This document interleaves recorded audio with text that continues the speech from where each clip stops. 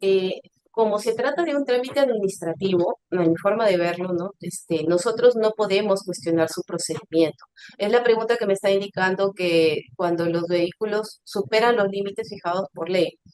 Una vez vino SUNAT, aduanas, también vino acá, hizo una capacitación y justamente yo le pregunté que de acuerdo a norma, la documentación que establece, el reglamento establece que la información contenida en el ADUA web es la que prevalece sobre los demás documentos. Entonces, había un caso en que a un vehículo que estaba prohibido su circulación en el Sistema Nacional de Transporte Terrestre, como eran las chacareras, este, la SUNAT le había dado como que sí podía circular en el Sistema Nacional de Transporte Terrestre. Entonces yo le digo, ¿qué hacíamos con esa información?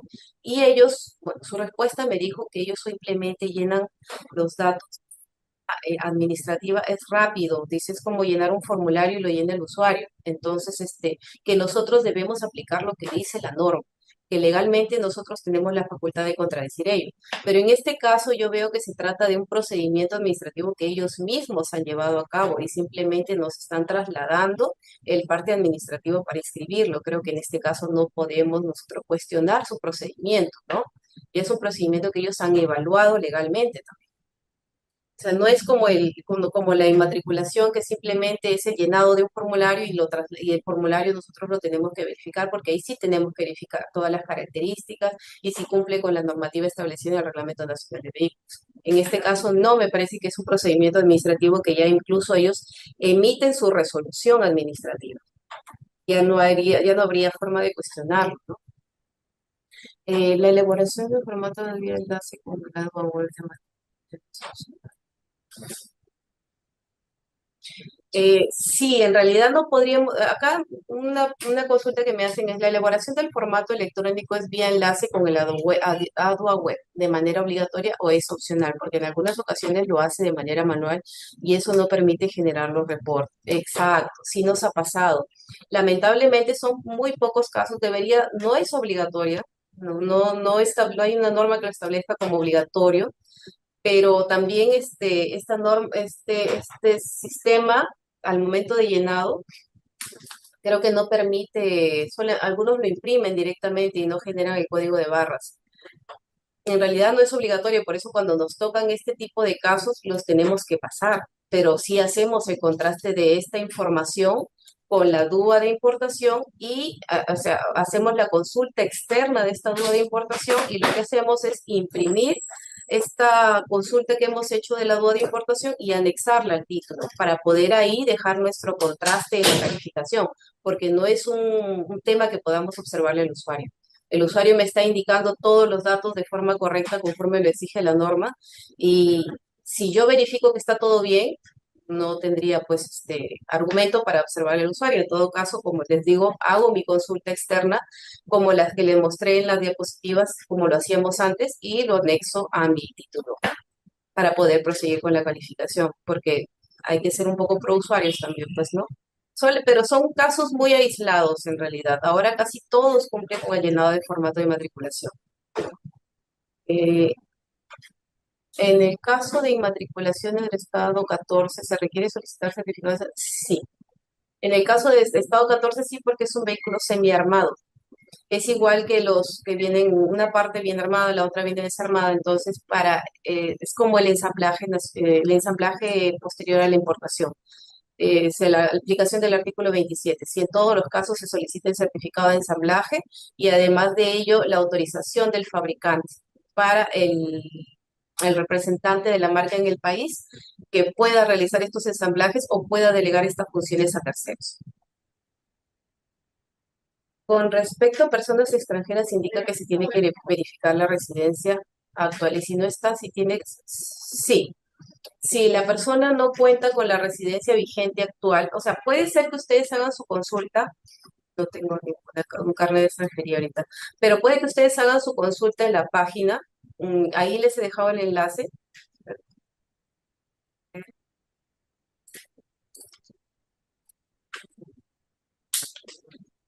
No me carga en estos momentos la página, pero cuando hacemos la consulta, allí nos aparecen dos fechas. La fecha que vence el carnet de extranjería y la fecha de vigencia de la residencia. Lo que nos importa a nosotros es la vigencia de la residencia dentro del Perú, porque esta vigencia, de acuerdo a la norma de extranjería, les permite a ellos adquisición y realizar este tipo de actividades que son compra, venta de vehículos, ¿no? Entonces, para que puedan realizar esta adquisición y pueda inscribirse este vehículo a su nombre, necesitan que su residencia se encuentre vigente.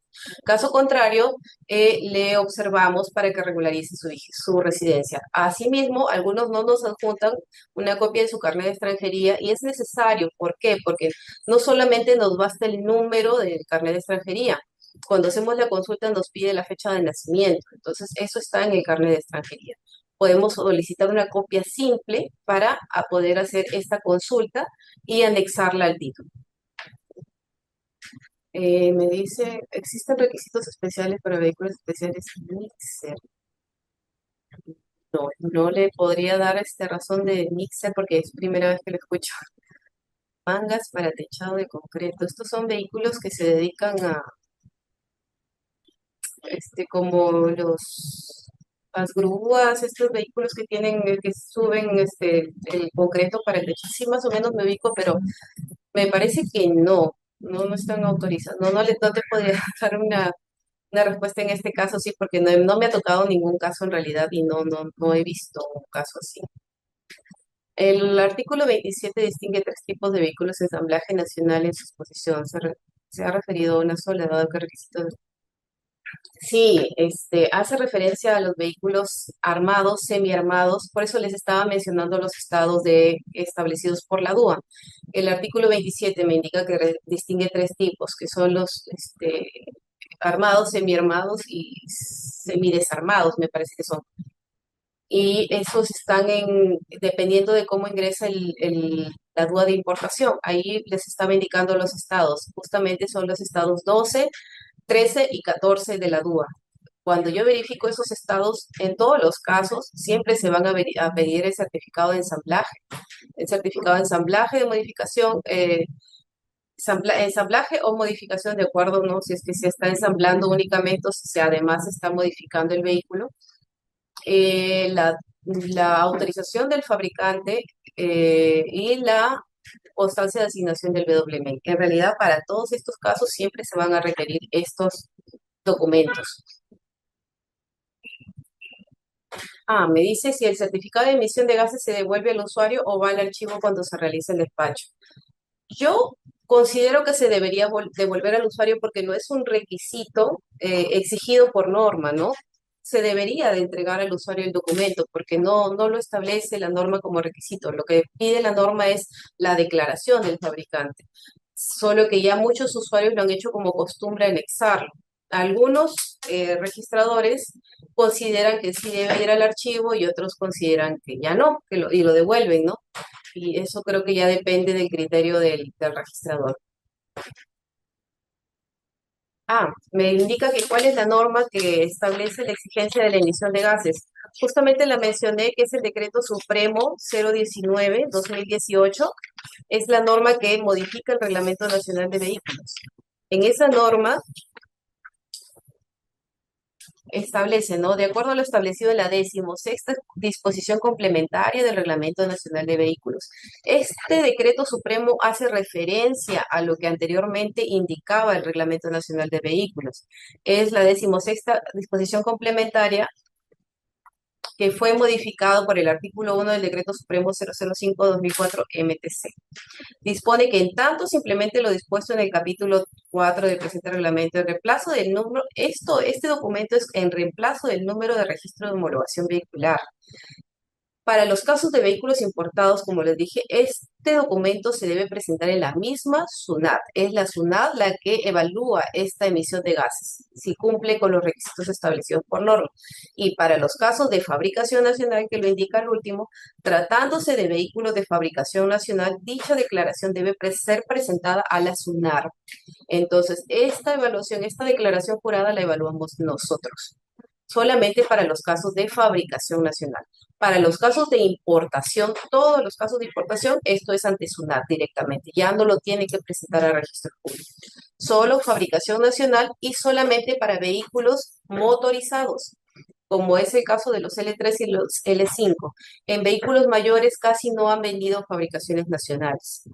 Una vez me tocó, pero fue observado y no lo volvieron a regresar. Se fue a la tacha. Pero en caso de vehículos menores, sí, L3 y L5. Los O no, porque son no motorizados y ahí no hay prueba de emisión de gases.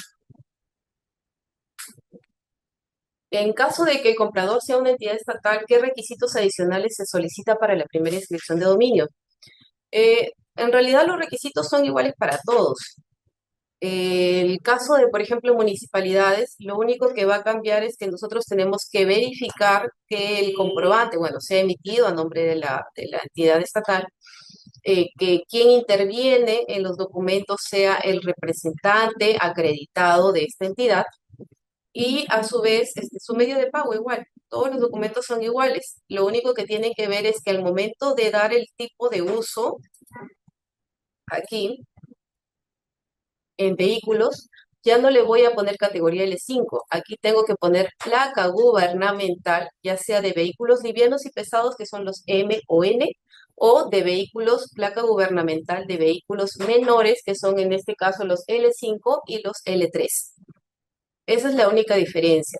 Y esto depende mucho también, pues, ¿no? Si es una inmatriculación porque el Estado está comprando directamente a su favor, una municipalidad, ¿no? Está comprando directamente a su favor, o si es ya porque son vehículos dados de baja por el Estado y se los está transfiriendo a otra entidad estatal.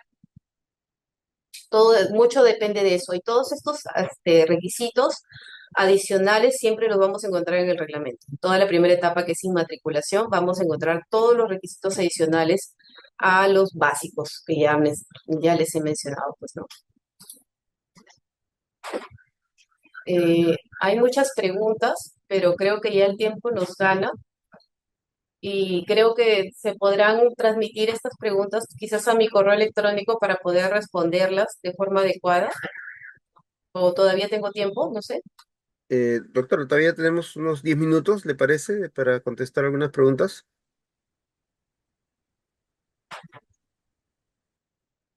Ya. Cuando la boleta de venta del vehículo dice existen errores que indubitablemente conllevan a una observación, ¿cuál es el camino correcto que el distribuidor subsane ello? Es decir, debe emitir nota de crédito, emitir nuevo comprobante. Si bien es cierto, hay un procedimiento para corregir estas boletas. Hay una nota de crédito que anula el comprobante y emiten uno nuevo, como hay una nota de crédito que simplemente corrige los datos cerrados. Entonces, cuando es una nota de crédito que simplemente corrige los datos cerrados del anterior comprobante, yo debo anexar ambos, tanto el comprobante errado como la nota de crédito que lo corrige. Obviamente la nota de crédito no se va a poder anexar en XML porque el sistema no lo permite, pero no lo pueden adjuntar en PDF o lo pueden presentar de forma como copia simple y nosotros hacemos la consulta de validez en la página de SUNAT. Ahora, si es una boleta que me están anulando y me están emitiendo una nueva boleta, yo no necesito pedirle todo su procedimiento, yo necesito pedirle la boleta válida. La boleta válida es la que va a quedar en el sistema, porque el resto es un procedimiento que ellos tienen que seguir. Y eso va a ser evaluado por la SUNAT. Entonces, lo que yo evalúo es el comprobante. Obviamente va a quedar la constancia de que ya esa compra ha preexistido, ¿no? Antes de la presentación del título, porque eso es lo que yo quiero, que ese acto preexista. Entonces, como sí hay una constancia, yo ya dejé constancia en mi observación que su anterior comprobante tenía errores, ellos me están emitiendo un nuevo comprobante. Lo que podemos hacer es en documentos poner comprobante de pago y pongo entre paréntesis subsanación, ¿no? Como para dejar constancia de ello. Porque no es necesario anexar el anterior comprobante, la nota de crédito de anulación y el nuevo comprobante. Basta con uno de ellos, que es el comprobante que tiene los datos correctos. Eso es cuando se anula la anterior boleta. Pero cuando es corrección, no lo olviden. Cuando es corrección, sí tengo que poner los dos. Eh, la base de la habilidad del ingeniero es en base a la fecha cierta del certificado de fabricación o ensamblaje, pero no es posible verificar en el portal del Colegio de Ingenieros al tiempo de precalificación. Eso sí es cierto, por eso muchos anexan su copia de certificado de habilidad, pero al estar vigente, a la actualidad, nosotros estamos tomando que sí, porque en realidad no hay mucha diferencia entre la fecha que emitieron el certificado de ensamblaje y la consulta que se está haciendo, a menos que pues haya un año de diferencia, pero en su mayoría de veces es por ejemplo, los ensamblados como son Wansin, el ingeniero, en nuestro caso, pues no, Obregón ya lo tenemos de siempre, entonces siempre verificamos cada cierto tiempo, constatamos su habilidad. Pero si ya fuera un ingeniero de que no conocemos y de hace un año, yo creo que sí deberíamos pedirle porque igual la norma lo establece. La norma establece que deben apuntar, que deben acreditar la habilidad del ingeniero, ¿no? No, en el caso del medio, acá me pregunta si el valor ITs, en este caso ya no son 4 UITs, no lo olviden, la norma se ha modificado, ya no, ya es una UIT nada más. Entonces, si el valor es una UIT y el monto excede la UIT y lo han hecho a través de diversos medios como el YAPE, que Yoplin, que les permite quizás hacer la transferencia, el mismo Yape o Plin, esas capturas tienen un número de operación. Nosotros lo que necesitamos es el número de operación que se realizó de esta transferencia bancaria. Entonces sí se puede anexar como medio de pago. Me está indicando, dice, buenas tardes, para la inmatriculación al realizar calificación se observa que las características señaladas en el formato electrónico no concuerdan con la boleta electrónica. Se le indica al usuario que subsane el nuevo formato, el cual ya concuerda con la boleta. Sin embargo, al tratarse de un nuevo formato, en el momento de imprimir, lo que puedes hacer en este caso es asociar el nuevo formato. O sea, claro que ya está asociado al antiguo. A ver, les voy a dar acá un alcance. Ponte, ya tenías aquí asociado un formato de inmatriculación. Tengo que dar esto. Entonces, ingresamos aquí en obtener datos y este número lo vas a modificar por el nuevo código de barras del nuevo formato de inmatriculación. Al asociarlo, te va a asociar a todo el sistema. Entonces, incluso el comprobante que te asocian al nuevo formato, porque de repente te asocian este formato con el mismo comprobante, te va a jalar todo. Todos los datos que estén asociados a ese comprobante se van a asociar al sistema. Entonces, basta con que tú cambies el código de barras, llenes los datos nuevamente, le des a aceptar y se van a asociar todos los datos actualizados del formato de matriculación que van a concordar con el comprobante.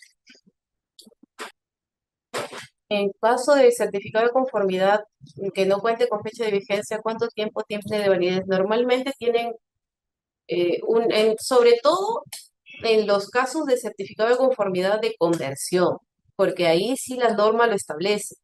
La validez o la vigencia de este certificado de conformidad de conversión es un año y cada año ellos tienen que hacer una nueva revisión técnica de esta conversión. Por tanto, si está muy atrasado el certificado que nos presenten, nosotros le podemos decir, puedes presentar un nuevo certificado vigente o la revisión, la inspección técnica de conversión. Así se le llama, inspección técnica de conversión actualizada, ¿no? Porque cada año ellos tienen que ir a hacer una inspección técnica. Y esa la pueden adjuntar como para complementar el primer documento que anexar. Me dice que si el estado 14 se requiere solicitar el certificado de ensamblaje para todos los casos o basta con el certificado de conformidad. No, se requiere el certificado de ensamblaje para todos los casos porque se trata de un vehículo que no se está modificando, sino se está armando, terminando de armar prácticamente el vehículo, ¿no? Entonces, para esos casos sí se necesita el certificado de ensamblaje, autorización del fabricante y constancia de la asignación del WMI. Solo para los casos de vehículos que ingresan nuevos con el estado 10 o 11 que ya vienen armados y se modifican, en esos casos se puede presentar el certificado de modificación, no lo olviden, es certificado de modificación y el de conformidad puede suplir a la autorización del fabricante. No es que solamente se adjunte certificado de conformidad, ojo. Un vehículo que viene con 10 L3, que es una motocicleta y se convierte en una trimoto, pero ingresó como nuevo motocicleta y se convierte en una trimoto, yo voy a pedir certificado de modificación y el certificado de conformidad si es que no tengo la autorización del fabricante.